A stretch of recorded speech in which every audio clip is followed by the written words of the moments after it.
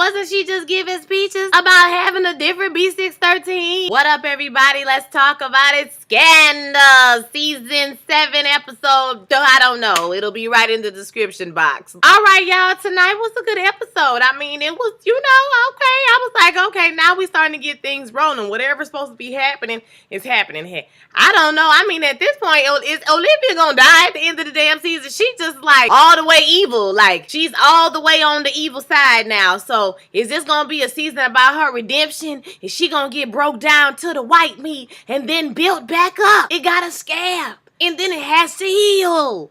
Is that what's gonna happen? Because at this point, like I said, I wanted to see her bossing people around for a whole season. I didn't say I wanted her to be out here murdering and blowing people up. It wasn't she just giving speeches about having a different B613 and it's not going to be about that and it's going to be different when she does it and all of this. Girl, like, wasn't you just giving speeches about this, honey? I'm confused. Let's go ahead and get into it. Okay, we can see at the beginning of the episode that Jake and Olivia are the ones that was behind the plane blowing up. Didn't I say something like that last week? Like, it was Olivia behind it? So, guess what? It turns out that they traded his life to the rebel forces. She wanted to get the treaty. So they traded the treaty for the life of Rashad and his daughter. And that was it. Olivia made the call and they blew them up. This flashback at the beginning of the episode, and then Olivia comes to Millie with the news to tell her that the D has passed away. Millie was very sad when she opened the fire, but as we know Millie, to do something stupid or to make foolish decisions based off of emotion, here she go, being her normal typical self. So she's very upset about this. She gets the file, she looks at it, she's very upset. All right, meanwhile, Cyrus and his boo, Fenton, they are having a little brunch. It was cute. He came down and, talking about the walk of shame, and Fenton had made him a cute little brunch, and he was like, I gotta go. Like, well, what is the meeting about? I can't tell you because you don't have the clearance. And so he faked like he gonna tell him, and he leaned in and told him they have vampires at the bottom of the White House or whatever. And dude is like, if I don't have the clearance, give me the clearance. So that's what I'm saying. You be like, are you trying to get with Cyrus? You trying to get with Cyrus to get some information? Okay, like, what's going on with Fenton? You be looking at Fenton with the side eye like, what you need clearance for, bro? You don't need no damn clearance. You don't need no clearance. So Olivia's at work. She comes to her office and her secretary tells her that Quinn has been trying to get in touch with her. And so she goes to meet with Quinn and she tells this story about Harry Truman and these pearls and X, Y, and Z, how she turned him down so many times. She give her the pearls. Quinn is like, bitch, I don't want to talk about no pearls. I want to talk about why you blew them people up on that plane, girl. And Olivia's like, I don't know what you're talking about. You don't know what you're talking about. So you need to be quiet, okay? And mind your business. Just mind your business. Quinn keeps talking. She says, I know you did it. Straight conscience, okay? She went straight conscious on Olivia and was like, you're not the woman that I thought you was. I wanted to be like you, and OPA was never about justice. And she says, well, I saved you, girl. I did pick you up, from the hotel, and I did this and that, and I got you a job and got your whole life. You gave me the life that suited you. If my death suited you, I'd have been dead too. And I ain't gonna lie, homegirl, she had a point. She did have all the points. Olivia's like, listen, you playing with the wrong one. You don't want to do this. What you gonna do is you gonna go home, girl. You're gonna sit down. You're gonna think about your life, and you're gonna get married tomorrow. You're gonna get up. You're gonna go to the damn wedding. That's what you gonna do. Quinn looking at her like, girl, you tried the right one today. You found the right one, sis. Quinn is the only person out this whole group that could actually take Olivia down. She found Olivia. Y'all remember when Olivia was out there with her eyes in the sun or whatever she was doing, raising her hands to the sun? Who knows, child? Who was she was doing praise dancing to the sun out there with Jake, honey? She found her, is all I'm trying to say. So Olivia was shook. Olivia was shook this whole episode. Olivia and Jake meet back up and, he says, do you think Quinn is going to say anything? Do she going to do anything? She like, nah, she going to get over it because he like running off all the reasons why it was okay to do what they did. And Olivia, at this point, she don't even give a damn. She like, you telling me something I already know. I'm like a stone cold killer now, okay?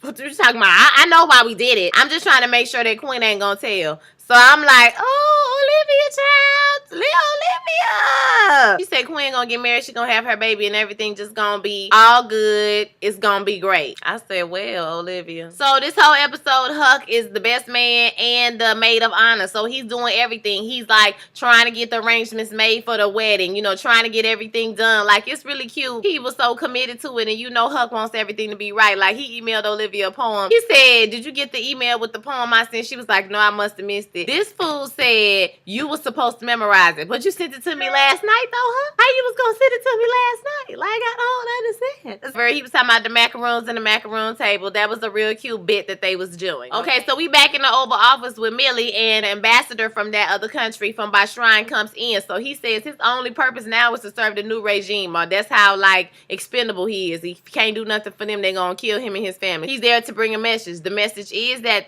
they will agree to the peace treaty that her and Rashad agreed to before he died, but they want her to recognize them as the now new legitimate leaders of Bashrine, and they also want Ka to agree to, you know, get rid of all their nuclear programs as well. Millie is like, I was like, Millie, don't do this, girl. You always be doing this. Like, my thing is, if you gonna go off, at least take a moment to step back and think about what you gonna say before you say it. It's like she be just running off at the mouth. So Millie was like, I already have an answer. You tell them they better run. They better run and they better hide, because I will use the entire weight of the American armed services to drop every single bomb until I find out who killed my D. I'm like, girl, y'all ain't even do it though. Like, what if it was trash, sis? Like, girl, you doing all of this like you was in love? I'm confused. It was like 2 weeks. Like, I'm confused. He said she gonna start World War III, child. Millie stay losing. We back to the wedding. Like I said, Huck was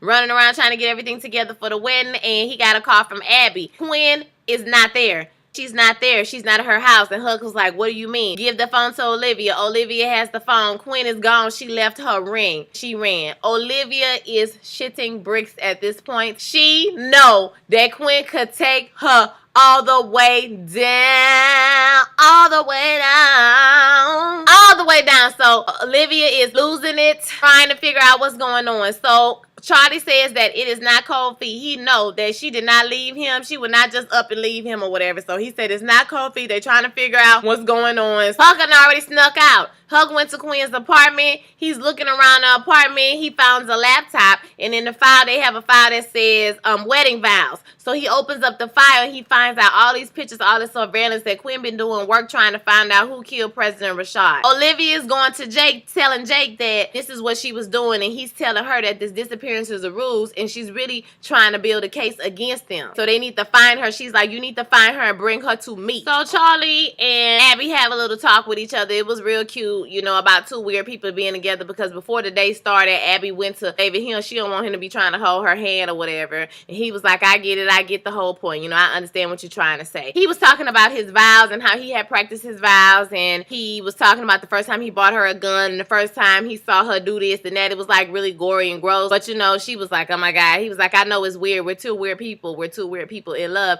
And it was so cute. And Abby was like, oh, you know, thinking about David. I'm like, girl, if you don't get your ass back together with David and sit down somewhere, child, listen, David's never gonna knock you upside your head, girl. You ain't got to worry about that. He gonna love you forever. And the only reason y'all ain't together is because Liv was cock blocking. So go on, get back with your man, girl. Go on, get back together. Okay, so they interrupted when Curtis stops by to meet Quinn. And they're like, why are you trying to meet Quinn? She's not here. What are you meeting her for? And he said she sent her a message that said that the Bashranis did not kill Rashad, and it was American that had somebody do with somebody on the inside. Olivia's playing a fake, you know, like she's so worried about Quinn and like, oh my God, what did she say? What did the message say? Tell me what the source said or whatever. Tell me what she said. He tells her what she said, and she said, did she say a name? No, she didn't say a name. Okay, well, she's missing. And he's like, okay, well, I'm going to find out about this story. She's like, are you going to pursue this? And he's He's like, of course I'm going to pursue it, girl. She's saying that somebody on the inside killed President Rashad and she's missing. Like, girl, I'm going to go behind this story and you're not going to stop me. He left. I like Curtis, but see, because Curtis ain't got time for Olivia and her games and controlling ways, okay? He's a real journalist, honey, and he be on the story. Okay, come on, Curtis. Olivia and Jake are telling Millie to chill out, and then she needs to go ahead and go along with the peace treaty idea and really think about this before she's talking about going into a damn World War III or behind this man. But in the midst of this,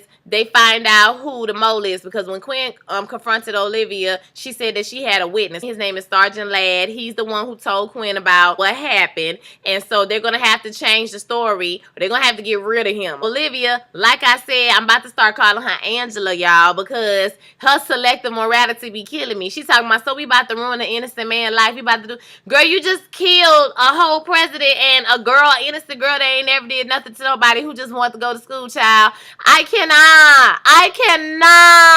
They put this plan into motion. They overdosed him with heroin, so it looked like he overdosed on heroin when he died. So this dude, Sergeant Ladd, he worked for Glackland. That's Fenton's Glackland. That's Cyrus' boo. So they plan on pinning the whole thing on Glackland. And so she talking about putting this on an innocent man. Child, who got time for living this mess, child? It's a mess. When Abby goes to Cyrus and she tells him about what's going on, and she tells him how Fenton, you know, because she don't know they plotting, but she, you know, everything is starting to add up and it's starting to be Fenton. So she goes to him and tells him, and he like, no, he can't do this. He can't. I seen him eat pudding for dinner, child. He ain't, you know, smart enough to be doing all of this.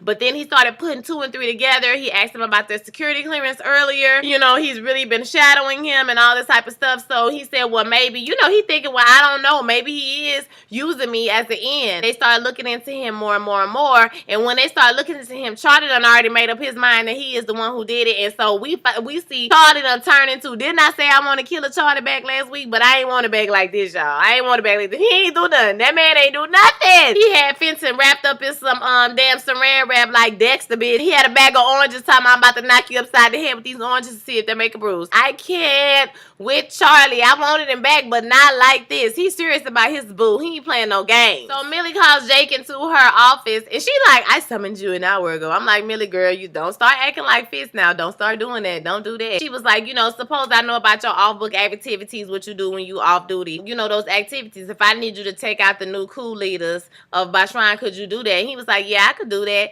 And she was like, well, you know, I want you to do that. And he was like, but, you know, hold up. When I'm on duty, honey, I work for you, girl. But when I'm not on duty, boo-boo, I work for Miss Olivia Pope. But he just said, you're not my boss. Sorry, sis. I mean, you summoned me. Do you need me to do something as the head of the NSA? I can do that. And she was like sitting there with her face cracked. I mean, her face had shattered into like 1,000 pieces. I felt bad for Millie because I'm like, all roads lead to Olivia. Like, really?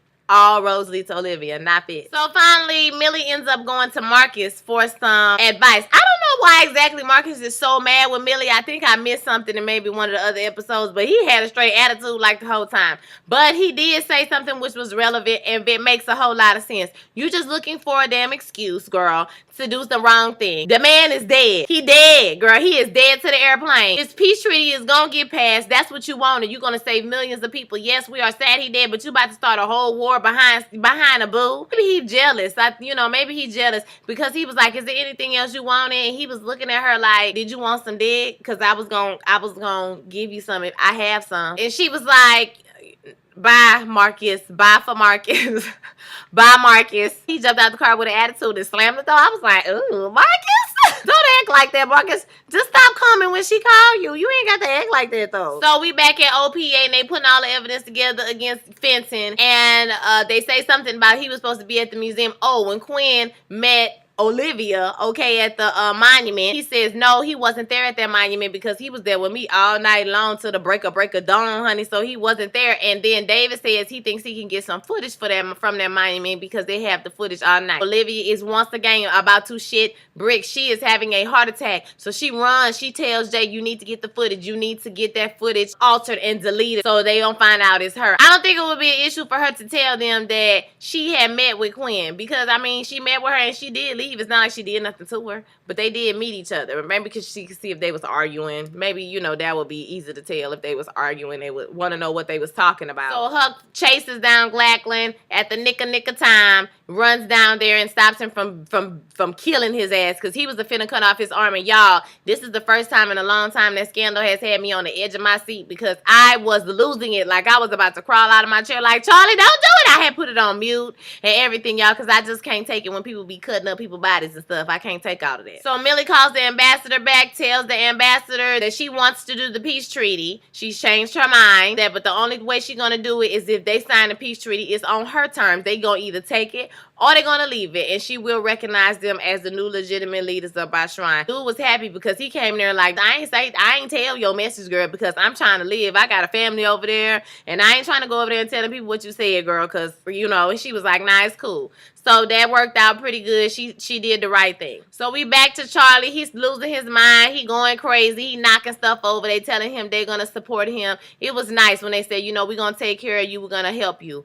And so they still haven't found Quinn. Everybody's really upset. The night is basically wrapping up to an end. Abby goes to David and lays on his shoulder and cries and hold his hand and kiss him. So, you know, they back together. It's real cute. It's the final season, so we want to see them back together. That makes us happy. Olivia goes to Jake, and Jake tells her that he found some footage, and he found out that the footage of OPA, it was like covered over with some other footage, and it's a picture of Quinn on the elevator. She's getting ready to go to the wedding. She did not run away. Somebody really did take her off the elevator, y'all. But I really think that it still could be a ruse on Quinn's part. It could be like the master ruse, and she's putting together a trial, because she did text that man and tell him she has some evidence. So I don't know. I think that Curtis is gonna get very, very close to the truth. I think that I don't know if they're gonna, I don't know who have Quinn. If she did get taken, I have no idea who have her. Do y'all know who have a child? Because I don't know. Other than that, I thought that it was a really good episode. You know, it was action packed. It was paced different, because normally it's an aha moment at the end of the episode, but this time it was pace. You was worried about. You know who I think got Quinn? Now that I think about it, I think Mama Pope got Quinn. Because wouldn't the ultimate slap down from power be your mama come in and let you know, girl, you have gotten your ass out of control, and I'm about to snatch you back right on to life? Because her mama is not in jail no more, right? Somebody let me know. I don't know if that's a crazy theory. What y'all think about that? That would be dope. If Mama Pope got her, that would be dope. So y'all let me know what you think. Don't forget to like, comment, and subscribe. Share my video with your friends. I'll be back with How to Get Away with Murder. Have a blessed one. Peace.